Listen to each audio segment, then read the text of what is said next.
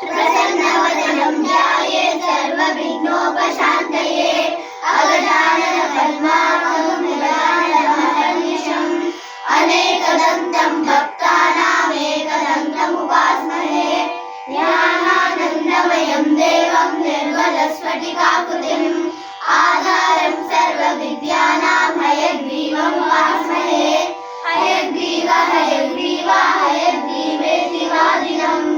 नरं मुञ्चन्ति पापानि दरिद्रनिवयोषिणः हयग्रीव हयग्रीव हयग्रीवेति योगवेत् तस्य निस्सरते वाणी जन्मकन्या प्रवाहवत् हयग्रीव हयग्रीव हयग्रीवेति योगनिः विशोभते स वैकुण्ठा भवाद्योद्घाटनक्षमः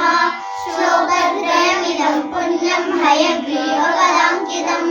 वादिराजयति प्रोक्तं पठतां सम्पदां पदम् ॐ श्रीकृष्णाय परमात्मने नमः अथ द्वादशोऽध्यायः भक्तियोगः अर्जुन उवाच एवं सततयुक्ता ये भक्ताः स्वां पर्युपासते ये चाप्यक्षरमव्यक्तं तेषां के योगवित्तमाः श्रीभगवानुवाच मय्यावेशमनो ये मां नित्ययुक्ता उपासते श्रद्धया परयोपेताः ते मे युक्ततमा मताः ये त्वक्षरमनिर्देश्यम् अव्यक्तं पर्युपासते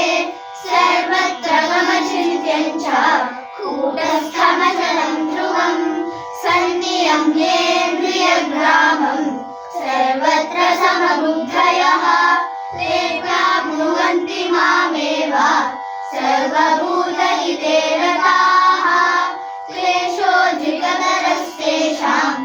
अव्यक्तासक्तचेतसाम् अव्यक्ता हि गतिर्दुःखम् देहवद्भिरवाप्यते ये तु सर्वाणि कर्माणि मयि सन्न्यस्य मत्पराः अनन्येनैव योगेन मां ध्यायन्त उपासते तेषामहं समुद्धर्ता मृत्युसंसारसागरात् भवामि न चिरात् पार्थ मय्यावेशितचेतसां मय्येव मनः आधत्स्व मयि बुद्धिं निवेशय निवसिष्यसि मय्येव अथ ऊर्ध्वं न संशयः अथ चित्तं समादातुं न शक्नोषि मयि स्थिरम् अभ्यासयोगेन ततः मामिच्छातुं धनञ्जय अभ्यासेऽप्यसमर्थोऽसि मत्कर्म परमो भव मदर्थमपि कर्माणि कुर्वन् सिद्धिमवाप्स्यसि अथैतदप्यशक्तोऽसि कर्तुं मद्योगमाश्रितः सर्वकर्मफलत्यागं ततः कुरु यदात्मवान् श्रेयो हि ज्ञानमभ्यासात् ज्ञानात् ध्यानं विशिष्यते ध्यानात् कर्मफलत्यागः त्यागात् शान्तिरनन्तरम्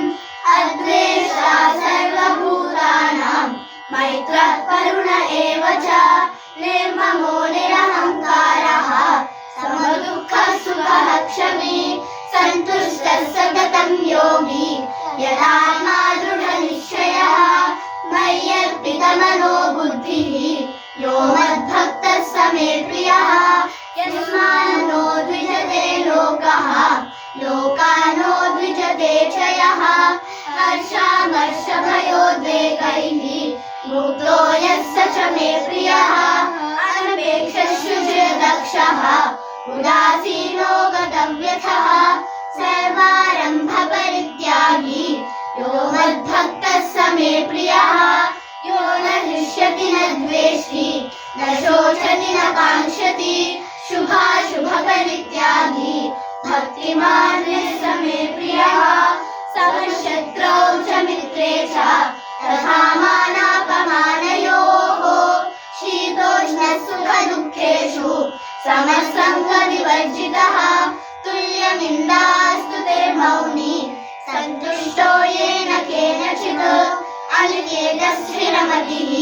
भक्तिमान् मे प्रियो नरः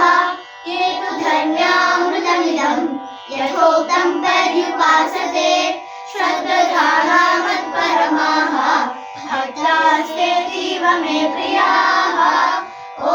तत्सदिति श्रीमद्भगवद्गीतासु उपनिषत्सु